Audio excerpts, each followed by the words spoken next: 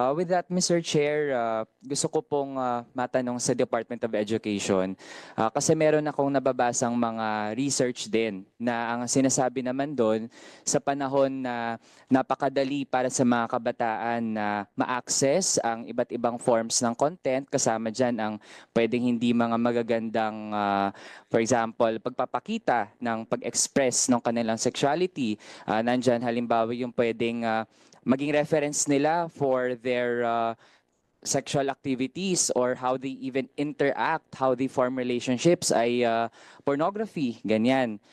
Meron bang maitutulong ang pagpasok talaga sa curriculum doon sa paano natin ma-ensure na hindi malululong sa mga risky activities yung ating mga kabataan?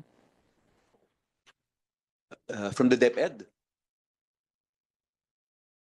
Mr. Chair, to respond to that, yes, part of the discussion also that's included in this program is yung responsible na pagkuha ng information, lalo na panakuha nila online. Kasi one of the things that yung mga bata ay nagiging parang madalas nilang ginagawa ay kumukuha ng information online without any safeguard. So we're protecting them from that by informing them na dapat you have to double check your information, you have to get it from accurate sources so that they won't be misled into disinformation.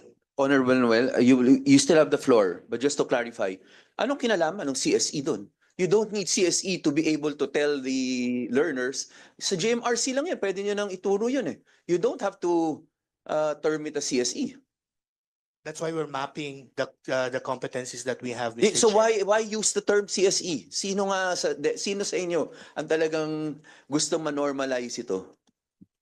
So with that, Mr. Chair, kasi I'm very alarmed no, na, well, ngayon hindi tayo top 1, pero in terms of the usage of Pornhub sa bansa, Mr. Chair, ang Pilipinas, number 2 siya as of 2023 sa buwan ng December.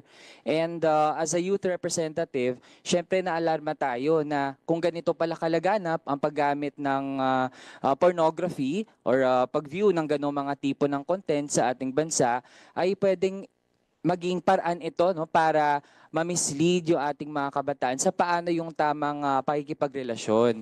Kaya with that kind of parang natuturing ko, Mr. Chair, anarchic na access sa impormasyon, mas mainam na meron tayong systematic na pamamaraan paano talaga matuturo sa yung ating mga kabataan, paano sila matuturuan ng tama.